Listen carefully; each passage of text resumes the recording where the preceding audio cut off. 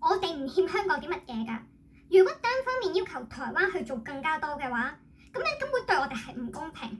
唔應該要求我哋做唔到嘅嘢就要去道歉。你冇偉大到台灣要犧牲自己去保護你，唔好咁自以為是啦。有得幫都算係咁啦，仲理所當然去幫你啊！我以上所講嘅，我都係真實喺網絡嗰度見到有台灣人係咁樣去發言嘅。我今日拍呢一條片，就係想話俾台灣嘅朋友知道，香港人係非常之感謝台灣對於香港人嘅幫助。香港人從來都冇覺得台灣幫香港係理所當然，我哋都係對於台灣嘅朋友心存感激。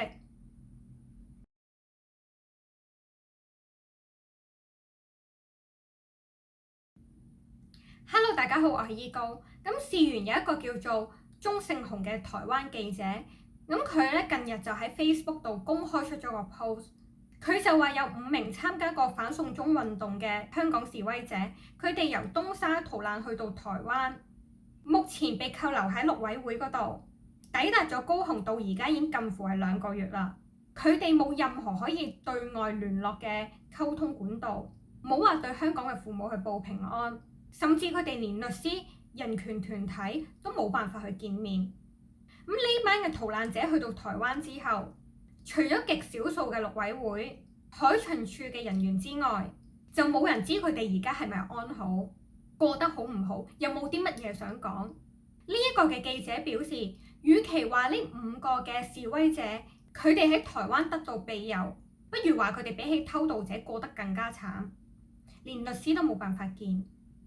然後呢個記者佢又公開點名批評民進黨，話民進黨亦都冇想像中去咁幫助香港嘅抗爭者。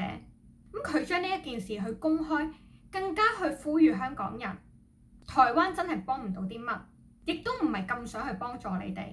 你哋係值得更加好，請去揾其他嘅地方。然後陸委會咁去到夜晚嘅時候呢，咁佢哋亦都書面去回應，對於外界去流傳嘅各種訊息。陸委會認為係有特定嘅目的，對於整個機制或者個人會造成傷害，而政府亦都對於香港人係設立咗人道救援嘅機制，符合條件者都會給予人道救援。我哋可以由陸委會嘅回應可以得出嚟，因為佢係冇否認呢件事嘅，冇否認就係間接去承認，的而且確真係有5名嘅香港人嚟到台灣之後，咁而家咧暫時係冇同外界去溝通。有香港嘅示威者逃到過嚟台灣啦，然後咧咁佢就冇辦法去同外界去聯絡啦。咁呢一個新聞咧係非常之得意嘅，就係有記者去指責有5名嘅示威者嚟到去台灣之後咧，咁記者就冇辦法聯絡到呢5個示威者，然後咧就有好多嘅台灣人就唔知點解因為呢單新聞就對於香港人覺得好反感。甚至有更加唔同嘅台灣朋友嘅留言啦，有得幫都算係咁啦，仲理所當然去幫你咩？幫助係事願，但係呢個唔係責任，結果就係引嚟一堆嘅雞仔喺度發神經。咁其實我睇完咁多網友嘅評價，我係覺得非常之奇怪。好多人都話，台灣都自身難保啦，點幫你哋香港啊？你哋香港都唔好咁理所當然要求我哋幫喎，我哋冇義務噶喎。繼而就對於香港人非常之反感啦。甚至嘅係，我今日竟然收到一個台灣朋友佢拉我，香港人嚟台灣嘅管道被封鎖啦。咁我就咩事啊？咁佢就即刻講呢一單新聞啦。我真係覺得好奇怪，點解大家睇完呢單嘅新聞就會第一時間覺得台灣政府係冇幫香港人嘅咧？但係其實我認為台灣嘅政府佢係非常之合理，而且佢冇唔幫喎，佢有幫啊。如果佢唔想幫嘅，佢根本唔需要收留香港人，佢直接將呢班嘅香港人遣返翻香港已經得啦。點解要仲留低佢哋啊？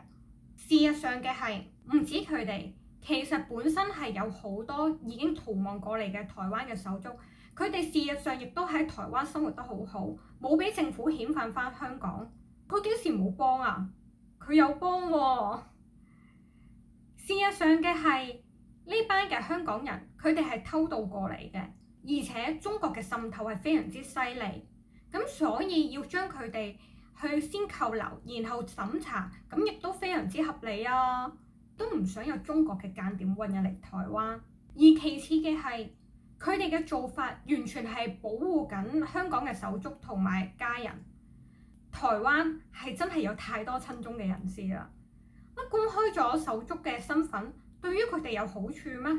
唔驚陣間好似銅鑼灣書店咁，突然間有啲親中嘅人士走去搞破壞咩？然後其次嘅係公開佢哋嘅身份，亦都對於佢哋仲喺香港嘅家人非常之不利。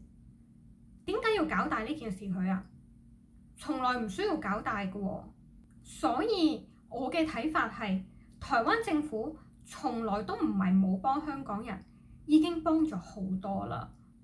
其次嘅係香港人睇到呢單嘅新聞，冇因為咁樣而覺得唔開心、委屈，亦都冇去討厭台灣。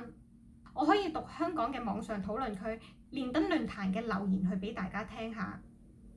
一向都覺得台灣係幫到盡，台灣係咪要幫咗香港人咩都要通晒天先？你知唔知大國政治係點玩？有時啲嘢通晒天對於任何人係冇好處。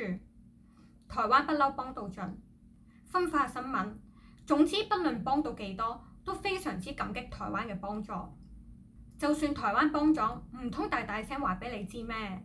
即使台灣唔做任何嘢都冇錯。咁而呢一句嘅意思就即係話，其實覺得台灣係冇義務去幫香港人嘅。台灣係民主之光，你偷渡者使唔使俾你見埋總統？邊防人員直接開槍打死都冇嘢好講。你唔係以為你係香港人就有光環啊？坦白講，人哋都有人哋嘅手續同埋諗法，你估真係自出自入咩？咁台灣就成為咗偷渡者嘅天堂。人哋蔡英文完全可以一句偷渡就踢晒啲人返香港，而家係走難啊，當度假咁悲天憫人，你唔去深圳去幫嗰12個人喺度鬧台灣，人哋鬼唔知佢哋係咪間諜，要審有幾期？相信台灣嘅朋友聽完我以上嘅留言，咁應該都會感受到香港人嘅心意。其實香港人係非常之明白事理，我哋唔會因為呢單嘅新聞而去怪台灣嘅政府同埋台灣嘅朋友。而事實上嘅係，之前銅鑼灣書店開幕，蔡英文總統佢仲特登派咗300個警力嚟去保護銅鑼灣書店，然後銅鑼灣書店啊、保護傘啊呢一啲嘅店咧，仲成為咗警察嘅簽到點。其實台灣政府係一直都有盡力去幫助香港人，呢啲我哋都感受到嘅。希望台灣嘅朋友，你哋亦都唔好去再怪台灣嘅政府。我見到有好多嘅留言喺度嘲笑蔡政府，就話：唉，你啊成日話幫香港人啊，得把口嘅都冇做到咁樣。但係事實上係佢真係幫咗好多㗎啦，香港人非常之感激。咁我今日嘅 video 就到呢一度啦，嚟緊我會分享更加多移民台灣嘅生活，所以未訂閱 channel 就記住訂閱，訂閱咗記得撳埋鐘仔，咁我出咗新 video 嘅時候，你第一時間就會收到通知。咁中意我呢條片就俾個 like 俾我，咁我哋咧就下次再見啦，拜拜。